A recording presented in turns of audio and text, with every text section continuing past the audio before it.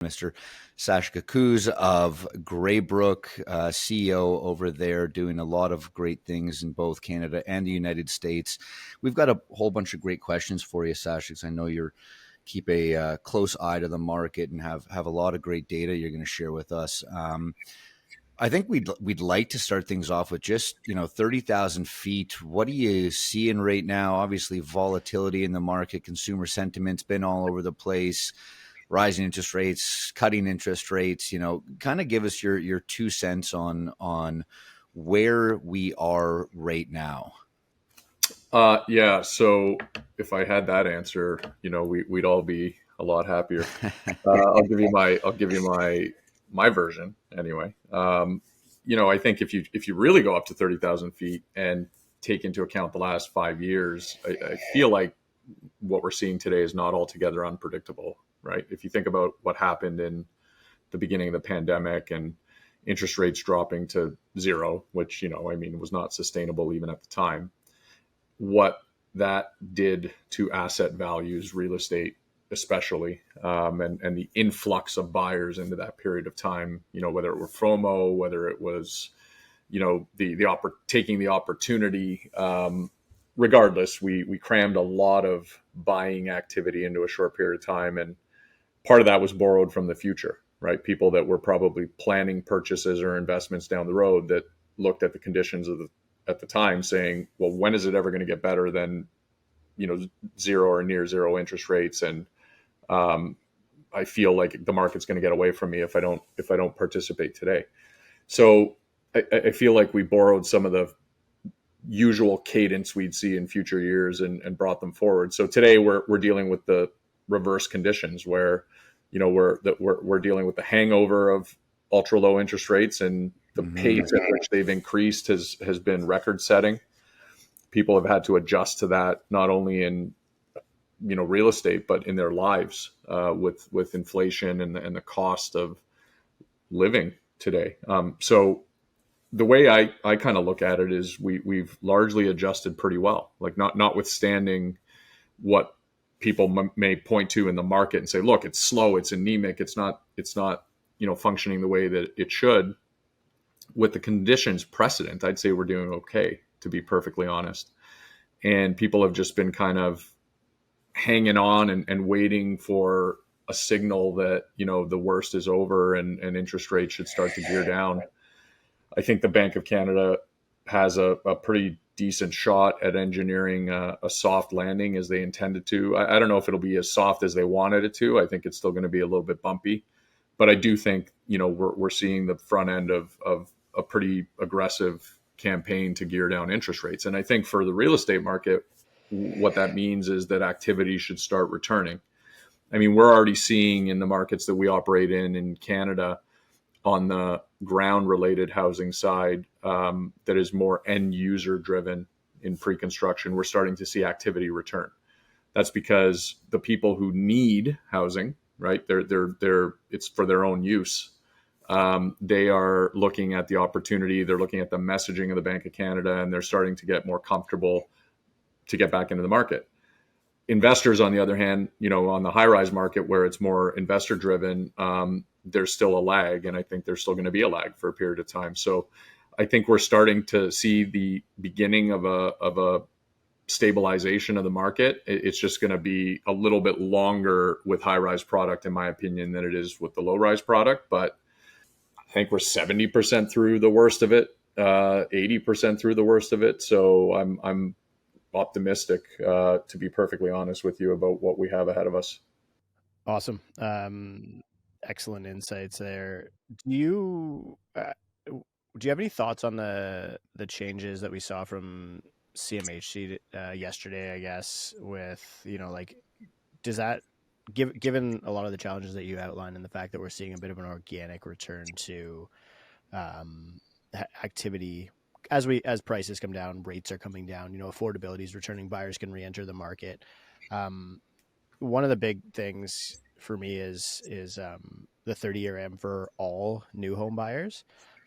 First-time buyers is obviously a big portion of the market, but I think that a lot of this was aimed at stimulating construction activity. Do you think that that an element of the policy side is trying to save the housing market from falling a little bit, or propping it up? And if so, do you think that it'll be successful in doing that? Yeah, I think so. The answer to your question, do I think it'll be successful? I think it will have some impact. I mean, I don't think it's going to get us all the way there to solving our problems by any stretch. I think it's a step in the right direction in the sense that anything that can assist with affordability of housing in any market is going to be a positive, right? So extending amortizations, check. It just makes it more achievable for the buyer. The second factor that was kind of one of the big changes was the allowance of insured mortgages up to 1.5 million. I think that's also in a lot of markets going to help. Maybe less so in a Toronto market, for example, but around the country, I think it should have a positive impact. Why I don't think it solves all of our problems is that, I think at the end of the day, policy is only a piece of it, and I don't think that the feds are looking at how to save the housing market. I don't think that their concern is that. I think their concern is the fact that we have finally, after many years of the industry trying to kind of hammer this home, have identified supply side factors as one of the main drivers of the affordability crisis that we live through. And unless we address those supply side factors, we're not going to solve the problem. Unfortunately, the market conditions are such that it's not really, no matter what you do policy wise, until interest rates start to come down and activity starts to return to the market, you're not going to see a lot of construction. So I think if you want to address these supply side factors, you have to stimulate construction. And this is one of the ways to try and do it. And that's why they, I think, aim the gun specifically at new home buyers, because they're trying to get the industry back on solid footing, not so much because they care about the profitability of the development industry or what it does to Canadian GDP. I think that's a part of it, but they also have to solve their problem. And right now we're falling even further behind, right? If you think about it, 2 years ago was really when the light started to shine on this supply side problem. So a bunch of things came in, right? The Ford government in Ontario came in with a whole fair housing, not the fair housing plan. That was the prior administration. The Housing Affordability Task Force, which I was one of the contributors to. They came with all these policy matters, and then the market kind of crapped out. So it's like, you guys heard the political tagline of like, we're going to build 1.5 million homes in the next 10 years. Sure, policy might have started to shift to be able to enable that, but then the market turned into a place that really couldn't deliver that. So now they're doing whatever they can to try to stimulate it. Yeah, I mean, let's keep talking about that supply side, because that is exactly where you live and what you're trying to help Canada out with. So, do you feel that some of the zoning changes across the country and in a lot of the major markets, whether it's just increased density or the major roads, major transit hubs, that kind of stuff, do you think that is going to have a major effect on creating more of that supply, especially for, let's say, obviously Graybrook does huge, towers and big mid-rise stuff. And I mean, you guys have your hands in a lot of different types of construction and development, but for the smaller mid-cap investor, do you think that's going to make a difference there? Or are we still too far off on construction costs and availability of labor and materials and that kind of stuff? I think it will make an impact. I do think the factors you sort of just referenced are real, and they are going to cause some drag on the ability for the industry as a whole, what big or small, to be able to deliver on that supply side. Again, I'm going to be saying this probably a lot, but it is a step in the right direction. Like I've been at this for 20 plus years, and we've lived through a lot of time where people didn't really think it was a supply side problem, right? So I'm encouraged by the fact that now everybody's eyeballs are on the actual problem, and legislators are looking at different ways to enable supply to increase.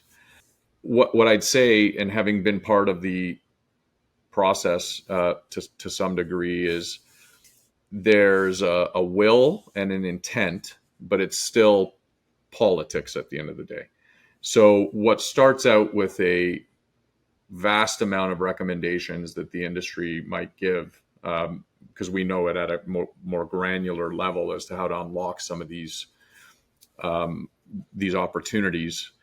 It gets watered down, right? Because at the end of the day, it still has to pass. It has to have support from different points of legislation. So we got to a point that I think is okay.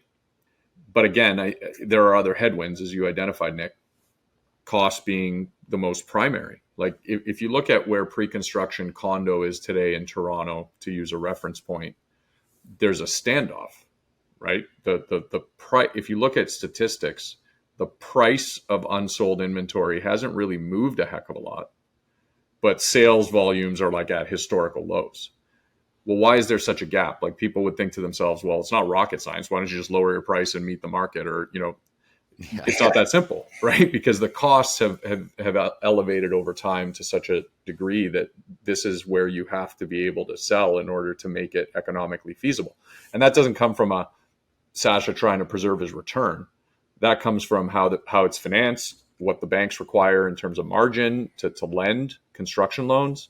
So there's a number of things in the ecosystem. And I think the way that this manifests over time is, we're in a margin-based business, this production of housing business.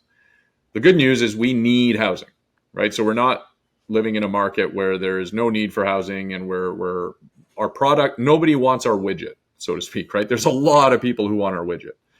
So either price with macroeconomic change is going to start responding to that, and you'll have workable margins and you'll be able to deliver your widget, that being a house in my analogy. Or if every Canadian has spent their last marginal dollar on housing, which I don't believe to be the case, but let's say it was, then you're going to start seeing those cost side factors respond, right? And you're going to start seeing some heat come off labor markets and infrastructure, because nobody's building anything, right? Like think about the last couple of years, like we've had not a lot of activity and we're already starting to see in my world, some of the front end trades moderate in terms of overall costs. So one way or another, you're going to start seeing workable margins. And for that mid-cap investor, as you sort of alluded to, I do think there's an opportunity here. And I do think that legislation, while today's macroeconomic conditions are such that you're not able to take advantage of those opportunities, that legislation isn't going to go backward, right? So the progress that we made when the macroeconomic conditions start to settle, I do think there's an opportunity for the smaller investor to take advantage of some of these rule changes around, missing middle development and intensification on smaller sites and things like that. And I think that'll be one of the great ways that we can actually start solving some of our supply side problems. Yeah, I mean, so a little bit more on the supply side, right? So you mentioned that there had been a lot of suggestions from industry leaders such as yourself to, government organizations and the governing bodies kind of behind this, the keepers of the red tape, we will say. What are some of those, would you say, like the most important suggestions that the industry has provided that maybe have or haven't been met or haven't been well enough received or implemented? Well, one of the ones that I've mentioned, and this may be a controversial subject because, but it is what it is. I feel that part of the process, like you could get policy right, but the problem is that there's different levels of government that all have a hand in this, and they're not all that well coordinated, in my opinion. Right? Mm-hmm. If you think about some of today's challenges and why, there's been a lot of focus and attention on immigration levels, right? Really, it's because the infrastructure hasn't kept up with the level of growth. And one of these things is a federal policy, that being immigration, and the other thing falls to, I wouldn't even say the province. It falls to the municipalities at the end of the day. That's where the rubber hits the road in terms of housing production and development. And there's been a misalignment, and now we're living with the result of that. I would say that coordinating better amongst the different levels of government is an important thing, and I just don't see enough of that. So I think there's a miss there. And I think, and this is the controversial piece, I think, because people don't typically respond well when I say things like this, but there's too many cooks in the kitchen, right? Like, Oh, for sure. and I use this analogy, and maybe it's a dumb analogy, but like if you had a massive sinkhole in the middle of Yonge Street in downtown Toronto, you wouldn't have 53 community meetings and ask for 100 different opinions before you fix the sinkhole, because it's critical infrastructure and it cripples your city and your infrastructure and your ability to exist and do business. I see housing also as critical infrastructure. And sometimes it's not the policy, it's how policy gets executed and the inertia of that process, whether it's bureaucracy, whether it's involvement with other stakeholders. Like, and by the way, look, I'm the first thing from an autocrat. Like, I'm not suggesting we should just go and be able to do whatever we want as an industry, but there has to be a more efficient way. And, I'll give you an example. Like, one of the things that or I specifically, and others probably with me, mentioned was around the appeals process and who can file an appeal to a development application and under what circumstances, and are there any barriers to this appeal? Like, as it was like, there's no cost. You can basically file an appeal if you have standing, if you're in the constituency, if you're a neighbor, if you have any concern or objection. That appeal, because the whole system's a little bit gummed up, it may be frivolous, it may not have a lot of merit, but it'll still take many months to resolve, right? And you're just adding more time and more cost as you go. So we suggest, well, maybe there's different barriers or consequences to an appeal that fails. And that might reduce the amount of, frivolous appeal or things like that. And people don't like touching that. That's a thorny subject, right? So people don't like kind of going down that path, but I do think it needs to be addressed. And I think the way it has been addressed isn't even political. It's the PR around supply side challenges. And I think that if I was 3 years ago, 4 years ago, 5 years ago at a community meeting, you'd get a lot of opposition for a number of reasons. Today, there's an equal amount of opposition and an equal amount of support. And that support is coming from people who have heard the message that, man, we're not building enough houses. Maybe we're the problem. Maybe we need to stop objecting to every development, every, bit of density that somebody's trying to. The amount of times I've argued over like 10 meters, which is to the eye not even noticeable and has no impact on anything really, is insane. That's starting to kind of like become a less of an issue. So I do think we're making progress. Yeah, that's great to hear. I just before Dan jumps in, I got to say I do love that example.